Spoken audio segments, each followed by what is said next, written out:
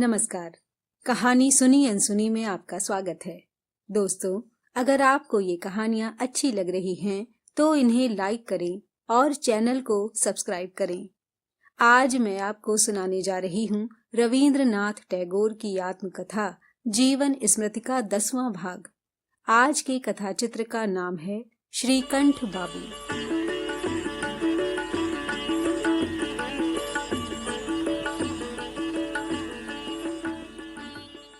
इस समय मुझे एक श्रोता मिल गया था।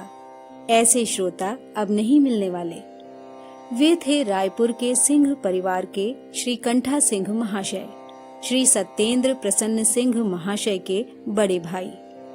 अच्छा लगने की क्षमता उनमें ऐसी असाधारण थी कि मासिक पत्र के संक्षिप्त समालोचक का पद पाने के वह बिल्कुल ही योग्य नहीं थे।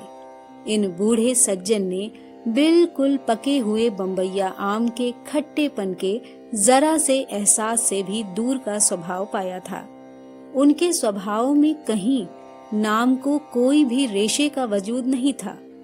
गंजी चांद, दाढ़ी मूंछ साफ, कोमल मधुर चेहरा, मुंह में दांतों की कोई झंझट नहीं, बड़ी बड़ी आंखें और उनमें निरंतर बहती हास्य माधुरी।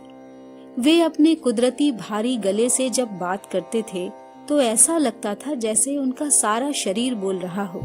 वह उस जमाने के फारसी पढ़े रसिक आदमी थे और अंग्रेजी से उनका कुछ लेना देना नहीं था।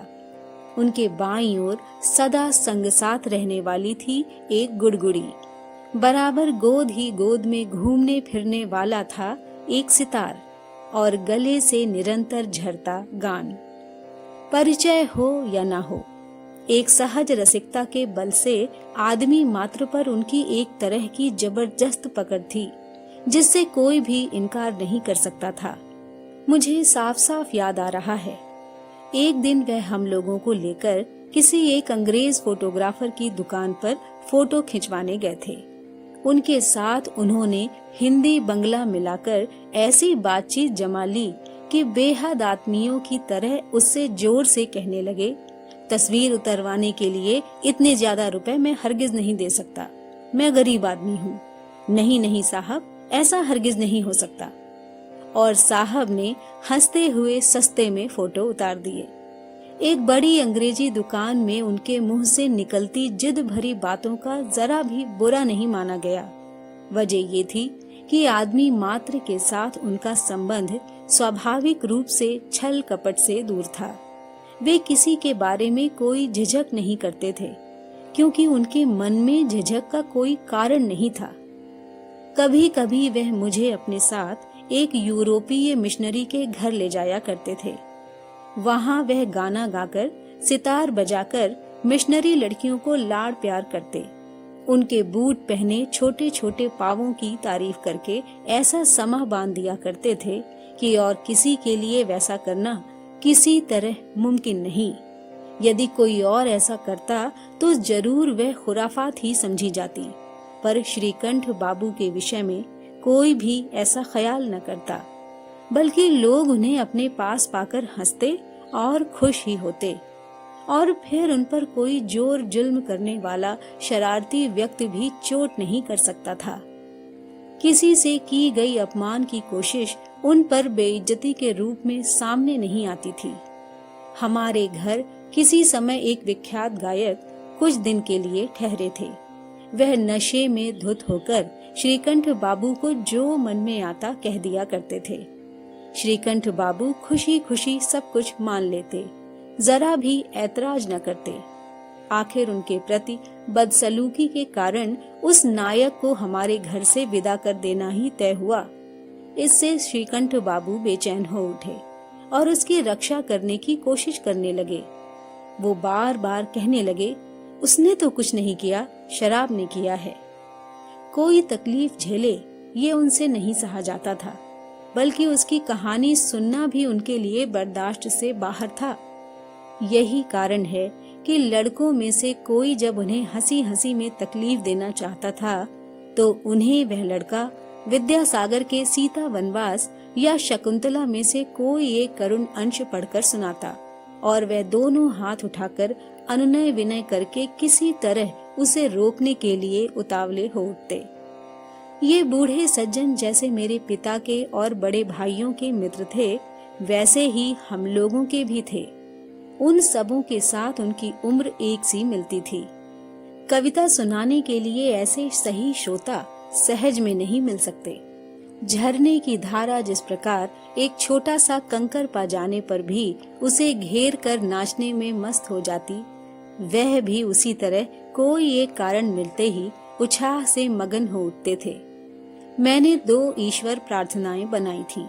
उनमें रीति के अनुसार संसार के दुख तकलीफ और भय की पीड़ाओं की चर्चा भी थी।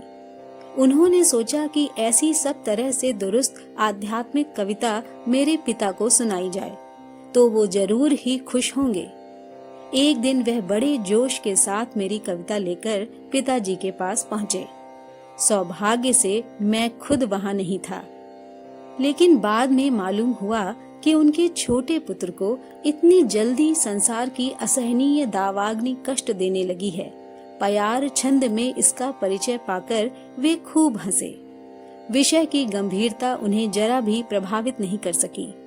हाँ, इतना मैं निश्चित रूप से कह सकता हूँ कि कहीं हमारे स्कूल के गोविंद बाबू होते तो वे जरूर मेरी उन कविताओं का सम्मान करते। गानों के विषय में मैं श्रीकंठ बाबू का प्रिय शिष्य था। उनका एक गीत था, मैं छोड़ो ब्रज की बांसुरी। उस गाने को मेरे मुंह से सबको सुनाने के लिए वह एक कमरे से दूसरे कमरे में खींच ले जाया करते थे। मैं गाना शुरू करता और वह सितार में झनकार दिया करते। जहां से गाने का स्वर मुड़ता, मैं छोड़ो, उस जगह वह खुद भी मस्त होकर गाने में शरीक हो जाते और बार बार उसे दोहराते। सिर हिलाते हुए खोजी नजरों से सभी के मुंह की ओर देख देख कर मानो सबको धक्के दे देकर अच्छा लगने में बढ़ावा देते रहने की कोशिश किया करते। वे मेरे पिता के भक्त मित्रों में से थे। उनके दिए हुए हिंदी गीत के आधार पर मैंने एक ब्रह्म संगीत बनाया था। अंतरतर अंतरतम हैं वे, उन्हें न भूल जाना। ये गीत पिताजी को सुनाते सुनाते जोश में आकर वह कुर्सी से खड़े हो उठते थे। सितार को बड़ी तेजी से झनकारते हुए वो एक बार कहते, अंतरतम अंतरतम हैं वे, और फिर तुरंत उनके मुंह के सामने जाकर हाथ हिलाकर उसे दोहरा कर कहते, अंतरतर अंतरतम हो तुम। ये बूढ़े सज्जन मेरे पिता से आखिरी बार मिलने आए थे चुंचुड़ा में, जबकि पिताजी वहां गंगा किनारे वाले बगीचे में रह रहे थे। श्रीकंठ बाबू तब अंतिम रूप से बीमारी से जकड़ गए थे। उनमें उठने बैठने की भी ताकत नहीं थी। उन्हें पलकों में उंगली डालकर देखना पड़ता था। ऐसी हालत में जबकि वे अपनी लड़की की तीमारदारी में बीरभूम जिले के रायपुर में रहते थे, चुंचुड़ा महज मिलने के लिए आए थे। बड़ी मुश्किल से मात्र एक बार पिताजी के पांव छूकर अपने चुचुड़ा के मकान में लौट गए और थोड़े दिन बाद ही उनका निधन हो गया।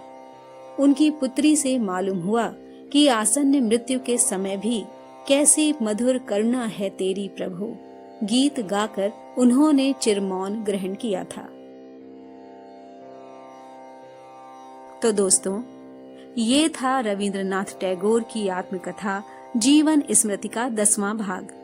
अगली बार आपसे फिर मिलूंगी एक नए कथा चित्र के साथ। नमस्कार।